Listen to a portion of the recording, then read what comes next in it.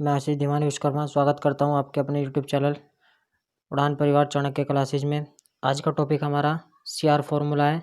Trick से जानेंगे किसके नाम पर ये फॉर्मूला आता है और कौन लेकर आता है, क्यों लेकर आता है, और ये भी जानेंगे कि आखिर जिन्ना इसका विरोध क्यों करता है और गांधी जी के समर्थन के बाद भी यह असफल क्यों हो जाता है। ठीक है, तो सबसे पहले तो याद कर लेते हैं कि सन को कैसे याद किया जाए।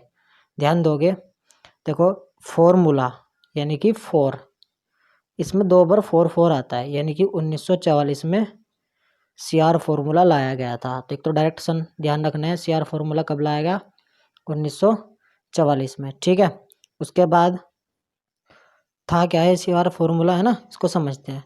तो CR फॉर्मूला 1944 में आ गया।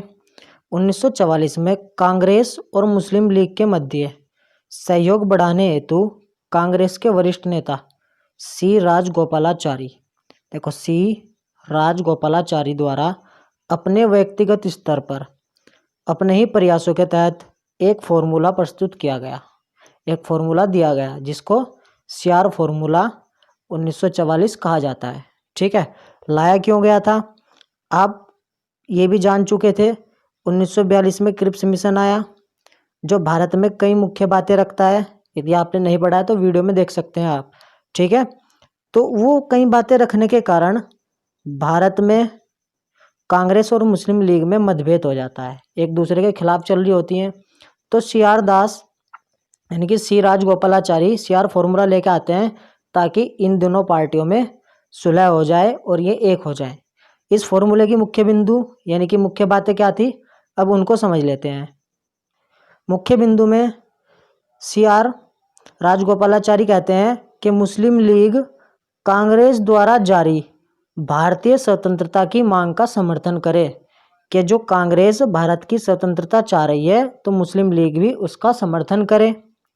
और दूसरी बात उन्होंने कहा ताकि मतभेद खत्म हो जाए, जहां मुस्लिम यानी कि मुसलमान स्पष्ट बहुमत में हैं वहां जनमत सर्वेक्षण कराया जाए, यानी कि एक सर्वे कराया जाए लोगों का, कि उसके आधार पर ही तय किया जाए सर्वे कराने के बाद कि वे भारत से पृथक होना चाहते हैं या नहीं। यानी कि लोगों से पता किया जाए, उनकी राय जानी जाए कि वे भारत से अलग पाकिस्तान की मांग चाहते हैं या नहीं। ठीक है, तीसरा बिंदु, देश की विभाजन की स्थिति में यदि देश का विभाजन होता है आवश्यक विषयों के संबंध में कोई संयुक्त समझौता हो जाए, यानी कि संयुक्त सरकार चलाई जा सके। इन तीनों बिंदुओं को इम्पोर्टेंट माना गया और उन्होंने अपनी राय रखी। किसने, CR फॉर्मूला आता है जो CR राजगोपालाचारी द्वारा दिया जाता है 1944 में। अब इन बातों के अंतर्गत विरोध में मुस्लिम लीग के जो मोहम्मद अली जिन्ना है वो क्या कहते हैं, उनका विचार CR फॉर्मूले को लेकर इस प्रकार है, वे इस फॉर्मूले को एक सिरे से नकार देते हैं, यानी उनके लिए इस फॉर्मूले का कोई महत्व नहीं है। वह चाहता है, कौन, जिन्ना, कांग्रेस बस द्विराष्ट्र सिद्धांत को स्वीकार कर ले कि बस 2 देश बनकर रहेंगे तो बस रहेंगे। बस उसने ये ठान रखी थी कि पाकिस्तान को बनाना है, मोहम्मद अली जिन्ना ने। ठीक है, और क्या कहता है ये, जो नॉर्थ ईस्ट के क्षेत्र हैं और नॉर्थ